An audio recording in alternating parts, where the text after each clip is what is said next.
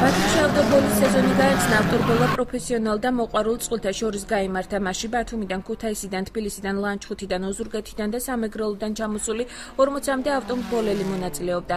მათგან 4 პროფესიონალი იყო. შეჯიბრი ბაგრატიონის ქუჩაზე ჩატარდა. პროფესიონალ მრბოლელებს შორის პირველ ადგილზე ბათუმელი ნუკრი ჯანგველაძე გავიდა. 4 საპრიზო ადგილზე გამარჯვებულები მოყვარულ ავტობოლელებს შორისაც გამოვიდნენ. შეჯიბრის ორგანიზატორი აჭარის რალის რეგიონული ფედერაცია გახდათ. უკვე ძალიან გაღრმავდა, ჩამოვიდნენ რეგიონებიდან, თბილისი იყო, აჭარა თავისთავად, სამტრედია, ლანჩხუთი, ქუთაისი, ოზურგეთი, ზუგდიდი და თითქმის ყველა სპორტსმენი ადგილზე არის.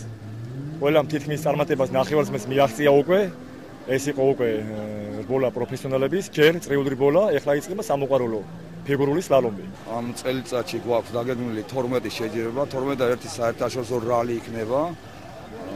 ვინაიდან ეს სპორტი უკვე მე მაქვს მე-7 წელია ფუნქციონირებს აჭარაში. კი მართალია, ცოტა ძვირადღირებული არის სპორტი, გვეხმარება განათლებაც, სპორტის დეპარტამენტის, მერიაც გვეხმარება, მაგრამ ვინაიდან ძვირადღირებულია, ცოტა კიდე დახმარება უნდა ამ ახალგაზრდა მრბოლელებს, რომლებიც ჩამოსული არიან ყველა საქართველოს რეგიონებიდან.